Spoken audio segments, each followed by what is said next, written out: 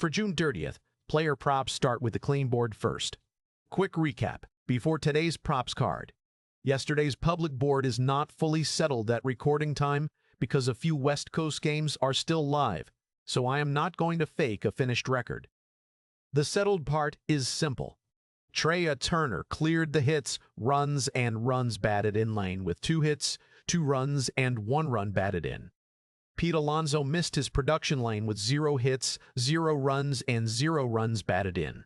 Ketel Marte had already done the important job in the late window with a home run, so the total bases red was live, but that game was still in progress on the official board.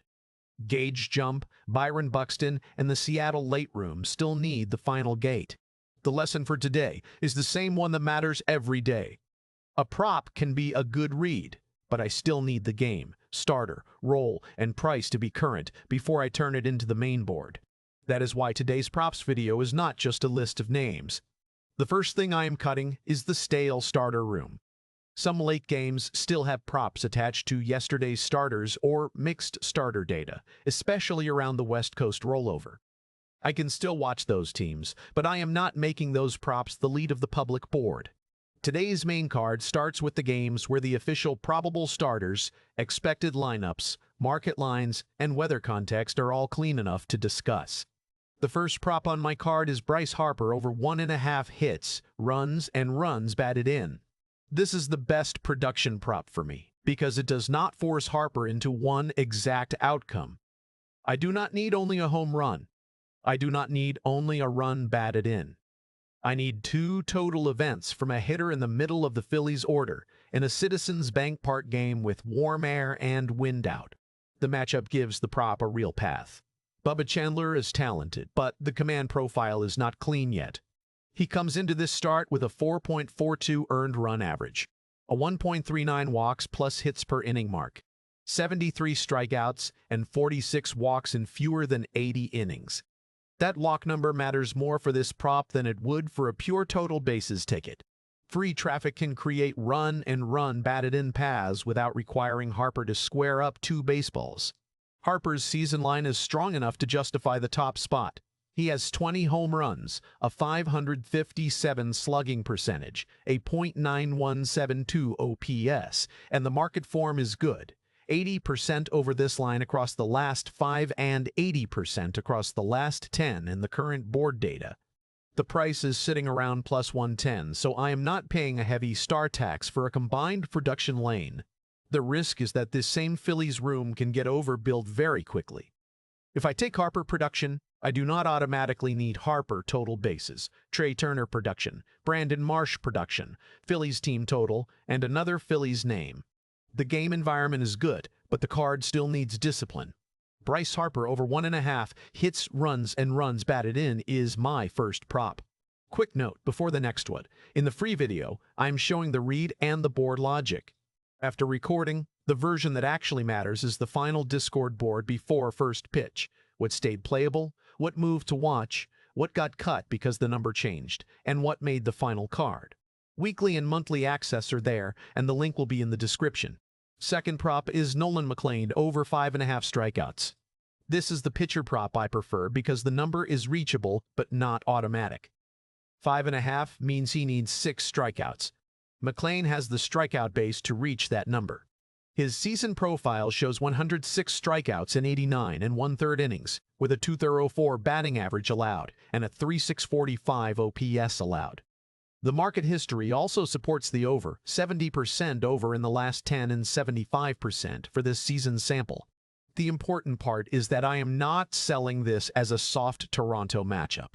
The Blue Jays lineup has real contact and power names near the top, with George Springer, Vladimir Guerrero, Kazuma Okamoto, Alejandro Kirk, and Dalton Varsho projected in the top 5. That makes the workload gate important. McLean cannot waste pitches and expect the over to cash on pure stuff. But the dome helps the pitcher prop read, because I am not dealing with rain, wind, or a weird weather delay. If McLean is throwing strikes early, the path is clean. 5+ innings, enough batters faced, and 6 strikeouts without needing a ceiling game. I like that better than chasing a hitter prop in the same game where the total is more muted. The kill switch is efficiency. If the lineup comes out even more contact-heavy than expected, or if the price gets pushed past a fair range, this drops to watch. At the current line, Nolan McLean over 5.5 strikeouts is the best pitcher prop on the public board. Third prop is Trea Turner over 1.5 hits, runs, and runs batted in. Turner is not above Harper for me, but he belongs on the main board because the prop type fits his role. He does not need to hit the ball out of the park. He can win this with a hit and a run. He can win it with a hit and a run. He can win it with a hit and a run batted in. He can win it by being the first piece of the Phillies' traffic chain. The recent market data is strong.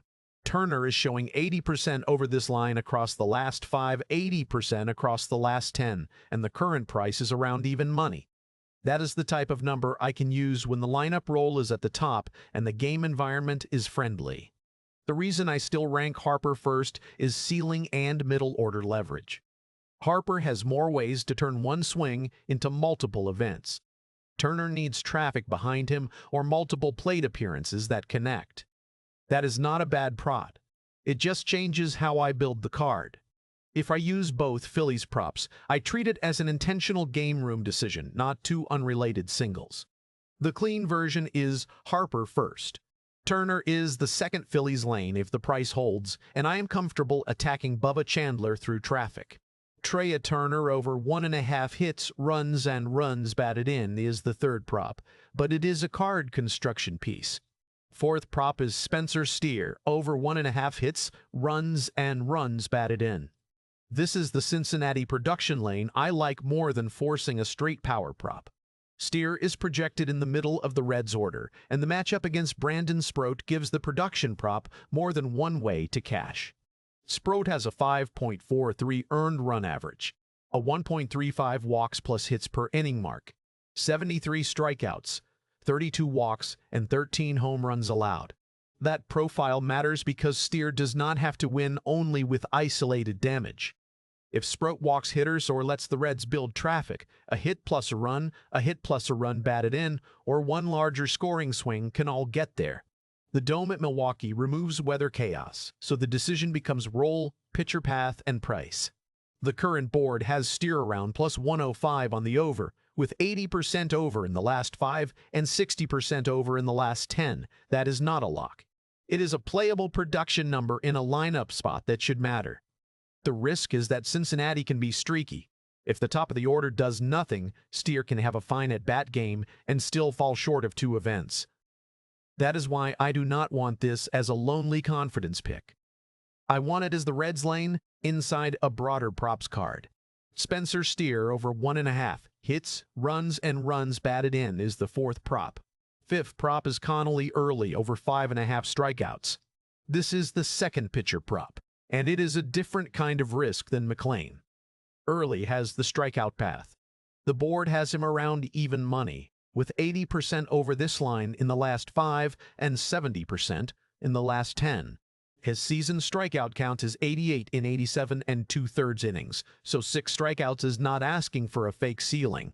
The reason he is not above McLean is the run environment. Fenway is warm, the wind is out, and Early has allowed 15 home runs with a 1.25 walks plus hits per inning mark. That does not kill a strikeout prop, but it does create a workload warning. A pitcher can have the swing and miss to get 6 and still lose the ticket if traffic pushes him out early. Washington also has a few bats that can make the inning messy. James Wood, Curtis Mead, Andres Chaparro, C.J. Abrams, and Dylan Cruz give the Nationals enough athleticism that I do not want to pretend this is a free strikeout spot. The bet is on Early missing bats before the damage builds. So this is a main board prop with a tighter gate.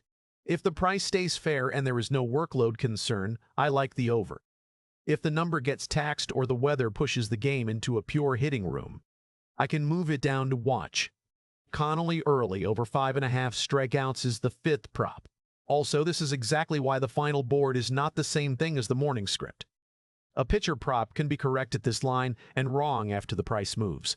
In Discord, I clean that into the actual final card, plus the pass list, the watch names, and the reason each ticket is or is not playable before first pitch.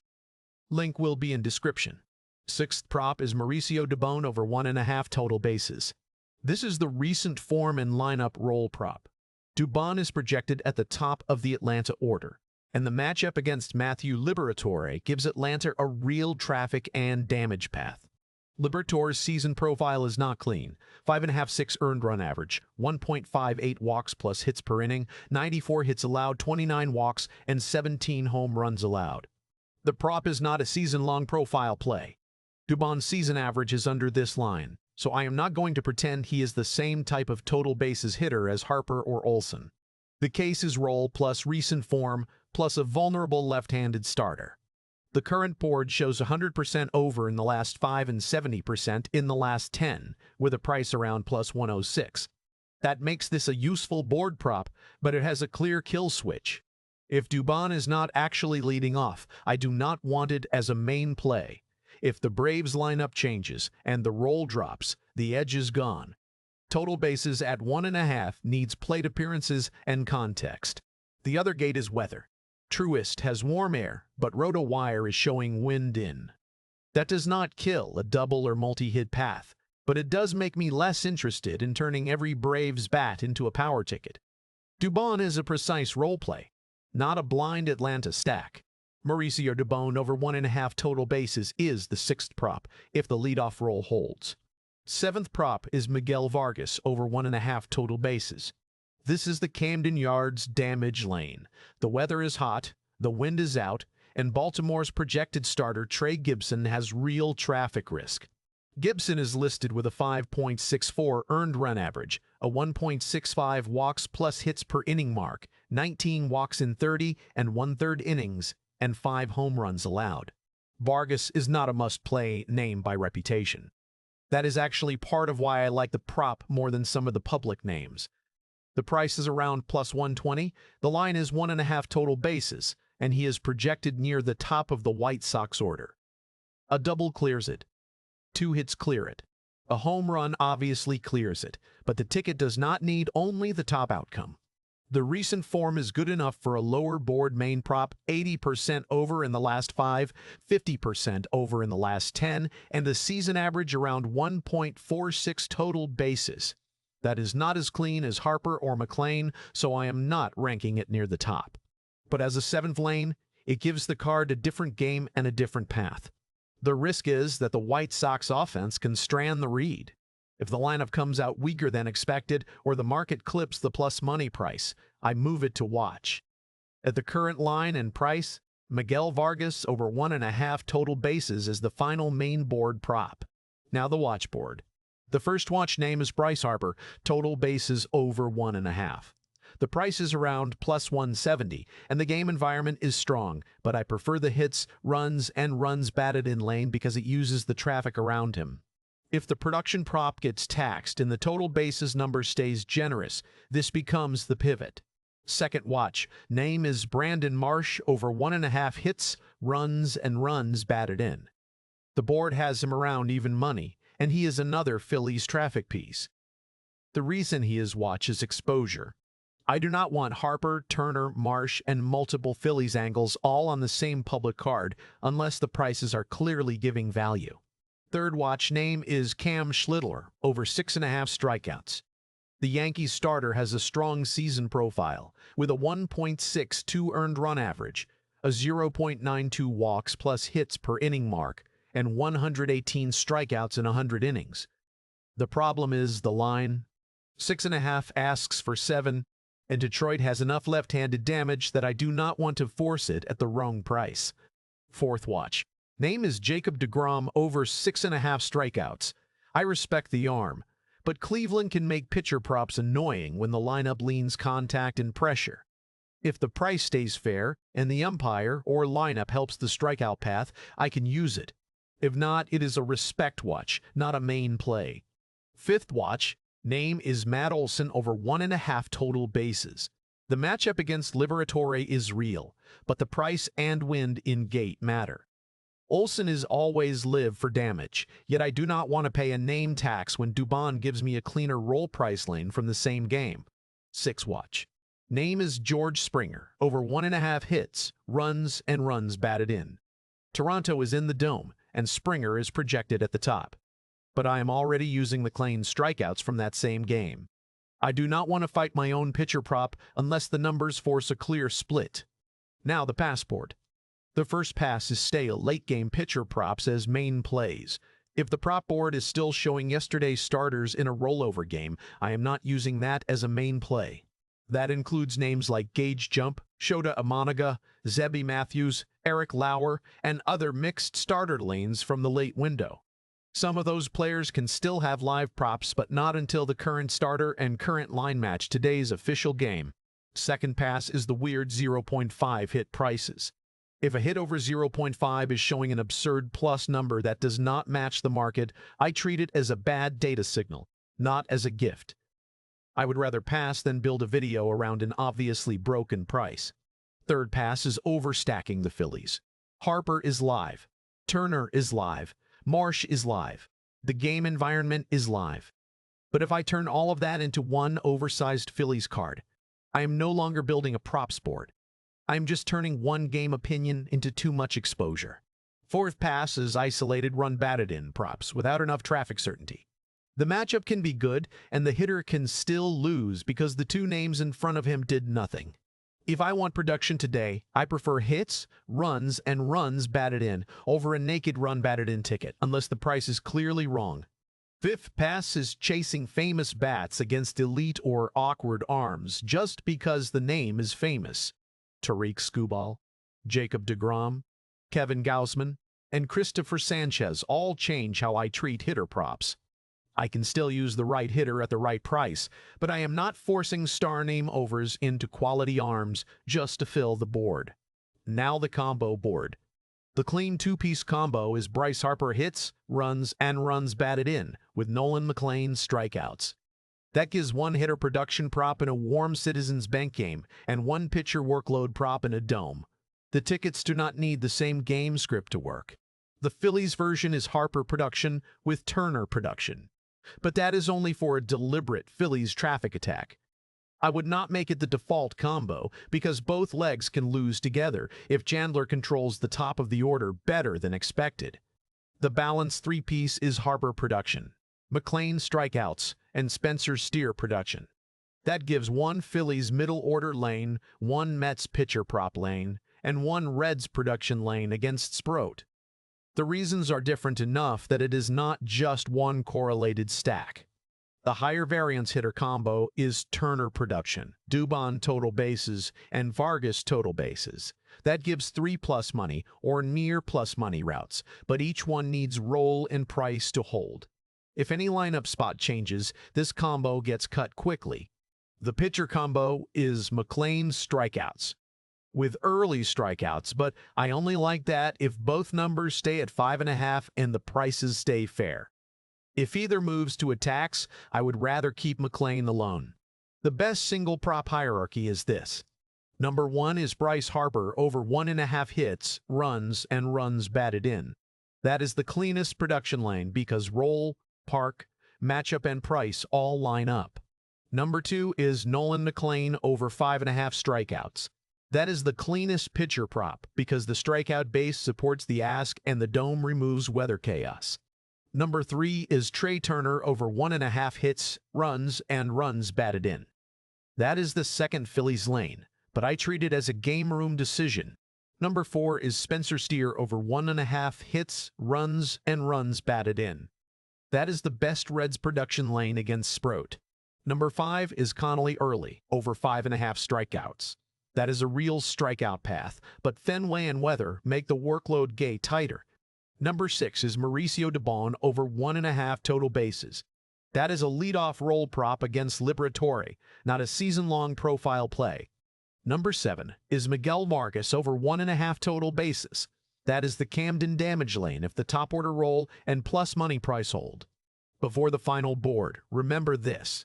The Discord board is where I clean the public read into the actual tickets before first pitch. If Harper gets taxed, if a lineup roll changes, if a stale late-game prop reopens with the correct starter, or if a play moves from watch to pass, that final card is posted there with the numbers and the reasoning. Weekly and monthly access are available through the link in the description. Final board again. Harper hits, runs, and runs batted in is the best overall prop. McLean strikeouts is the best pitcher prop. Turner production is the second Phillies lane. Steer production is the Reds lane. Early strikeouts is the second pitcher prop, with a tighter workload gate. Dubon total bases is the Braves leadoff role lane. Vargas total bases is the Camden Plus money lane. Watch Harper total bases, Brandon Marsh production, Cam Schlittler strikeouts, Jacob deGrom strikeouts, Matt Olson total bases, and George Springer production. Pass stale late-game starter props, broken 0.5 hit prices, overstacked Phillies cards, naked run batted in props without traffic, and famous bats against quality arms when the number is not right. That is the June 30th player props board.